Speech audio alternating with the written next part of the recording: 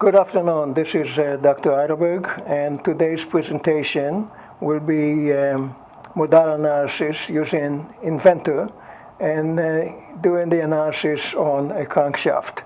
We will bring in a file from Inventor and upload the assembly model. We'll disable some surrounding parts around the crankshaft. We will review the way the crankshaft is mounted to the engine block. We will then isolate the crankshaft, initiate modal analysis, assign boundary conditions at the bearing. We'll run the modal analysis, validate the results with a different finite element analysis, and then compare the two results to an analytical solution. We will then conclude the process and submit a report in a lab session. The engine is a miniature engine which is used for model aircraft, and we see the crankshaft is hidden over here on the exploded view. We see it in more detail in this view, and the way it's mounted with two ball bearings to the engine block. This is a closer view, and what we need to keep in mind is that the bearing actually does not prevent rotation. It just supports the shaft such it cannot move in a X and Y direction, and it is supported in the Z direction by this nut, and the support will have to be fixed at this point. The engine block is separated now from the model, and we could leave it now and go back to the Inventor and start a new part. Over here we'll use it in metric, and when we come up here, then we will bring in the part from a file. So the file on my disk is E at Autodesk, and then Autodesk has some experimental sample models, and this particular one is the engine Mark II, and we go to the components. In the components we can scroll down to the engine block, and once we get the engine block, then we can bring it up to the screen. This is the engine shaft, and here it is. Now we could actually do the modal analysis within minutes. However, to validate the results and do an analysis and understand effects on parameters may take hours, if not days. So to get started with the analysis, we double-click the stress analysis. Over here on the upper left, we double-click Create Study. We have to change from the default static analysis to modal analysis, then click OK, and we're ready to roll. Now, what we have here is the sequence of procedure. We start with the material, so we assign new material in this table, and as we see, it's already been assigned by Inventor sample models as high-strength, low-idle steel. So we click OK on that. Then we need to assign the constraints. We'll start with the fixed constraint right on this surface, and we apply it. And as we said, we don't want to use this surface to constrain. We want this surface, which will constrain in both X, Y, and Z. And the second surface is the bearing surface, which will prevent X and Y, but will allow rotation. So we'll use the frictionless, and we will choose the location here. You see the icon of a constraint, and then we apply that. So we now have the constraint. We're ready to do the simulation. So we click simulation, we run it, as the simulation run, we see that the first natural frequency is 9,847 hertz, and it is, as we see by the way it's deformed in torsional mode. We can take a look at the second one. We see it's bending of the spin, but we're interested typically in design work in the first mode of vibration, and this is what we need to validate. That number may be way off. We have to make sure that we at least check it against another source. The other source, as we said, could be either printing it and testing it, or using an analytical solution, or in this case we'll use a second finite element model. So we finish up this model and we go over here and export this model with a certain CAD format. So the CAD format that we need for Lisa will be a step file, and then we save that, and we have it already here, and it is in the same location as the part is stored. So once we have that, we can actually get out of Inventor and bring in Lisa. So we bring in Lisa over here, and the first thing we like to do is we right-click the analysis type, edit it, and change it to modal vibration, and put over here the number of modes that we like to analyze. Let's say it's 3. The next thing that we like to do is to bring in the model, and we import step file. We go to where it is stored, we double-click it, and we see nothing really happened here. In order to see the model, we have to right-click that model and click over here, generate mesh, and then the mesh is being generated. We can check the number of elements by looking over here to the element and scrolling all the way down, and we see there are 5,000 nodes. If you want to run this for free, we have to actually analyze it with less than 1,300 nodes. In order to do this, we can come in here, select all, and then mesh tools, and then try to use a different element shape. And we can try from tetrahedral 10 to tetrahedral 4.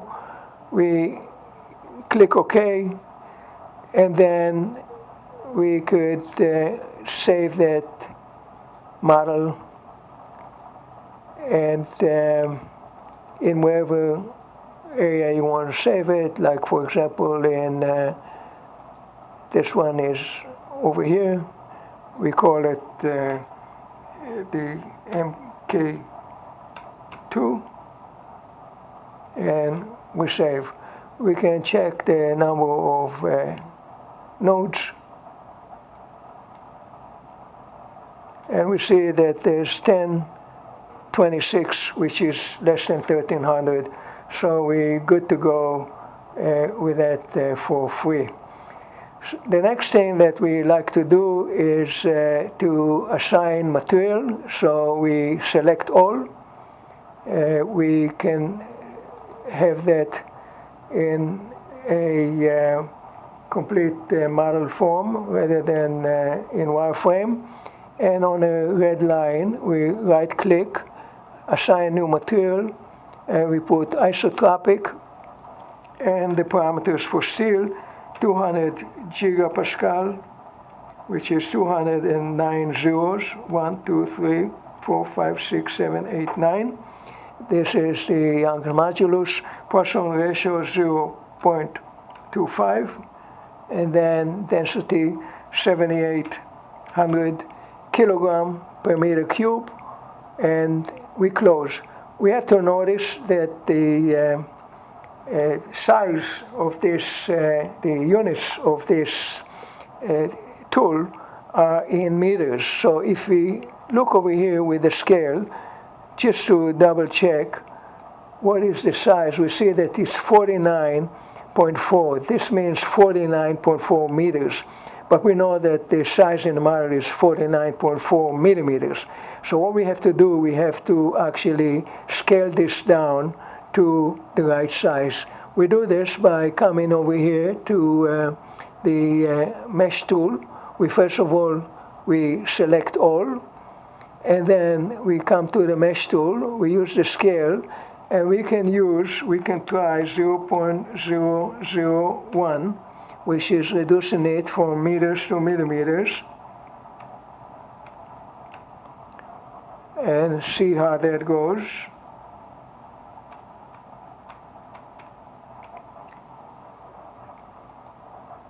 And now you see that this is the 1000 size. We can go over here to view and fit to window, and we see it back in size. Now when we see the size, okay, with the scale from end to end,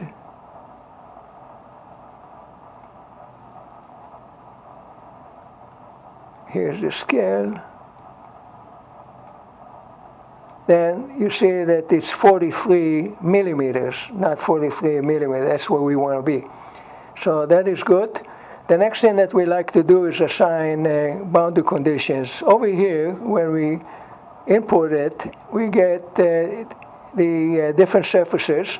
So we decided already we want to use this surface as a fix. So we highlight it, and then we come here to Loads and Constraint, right-click, put the new fix support, create from current selection, okay, and here we have the support. The next support is a little bit more tricky. We support this moving X, Y, Z, and also rotation in all directions. That's fixed. But this is cantilever, and we want to support it where the bearing is only in the Y and X direction, not in rotation. So to do this, we could actually select the surface over here, right here, approximately where the bearing is, and then come in here and name this selection over here, new face selection, and give it over here in the bottom a different rename, and we call it top. So this is appearing over here as a top.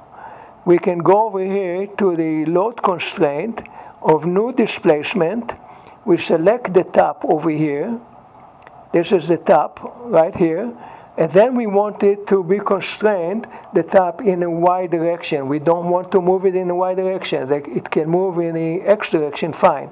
So we click on the Y, 0, and OK. So now this point is constrained. We can do the same thing with the right. We click on the right location where we want to prevent that from moving in X direction. We name that selection, new face selection, and we call it, rename, we call it right. We click OK, and then we come in to the selection, new node selection, new displacement. We pick this right one from the menu. This is right, and now we want this guy not to move in X direction, which is 0, displacement in X direction, and we click OK. So now these two are constrained, and with that we are ready to roll. So what we do is we come in here and we run the analysis, and what we see here is that the first mode of vibration is 14,403 hertz. We could do simulation, animation, and we see how it vibrates. We can stop that and record that over here statically, and we see how it is bending. We could also show over here the difference of where it was compared to where it is now. So this does the first mode. The second mode, you see again, it's a bending similar to what we saw in Inventor, and this is with less than 1300 nodes. We can come back now to the presentation and take a look at what were the results. So to summarize, we actually went through the modal analysis of the Inventor. We select the boundary condition, we ran the analysis, we found out 9,847 hertz as the lowest mode, and then we actually exported this to memory and then imported it to Lisa. We reduced the number of elements, and then we were less than 1,300 nodes, which was for free. We ran the properties, mechanical properties. We also selected the boundary conditions and ran the analysis, and we found out that the error was 46% compared to Inventor. Now, there is a cost performance, of course, differences between the two, and one is free, and it provides us pretty much the same order of magnitude in the mode directions, and of course different numerical results. You see again the modes of vibration are the same, which of course has some value in improving the design. If we increase the number of nodes to 5,000, then we see that the error reduced to 22% versus the Inventor. If we use 34,000 nodes with Lisa, then the error is reasonably within 10%. Of course, there could be many other reasons, as we'll see in a minute, for why the two results are not the same. Finally, we like to check the results analytically, and what we do here, we use Excel spreadsheet with known formulation. We segmentize the part into different areas.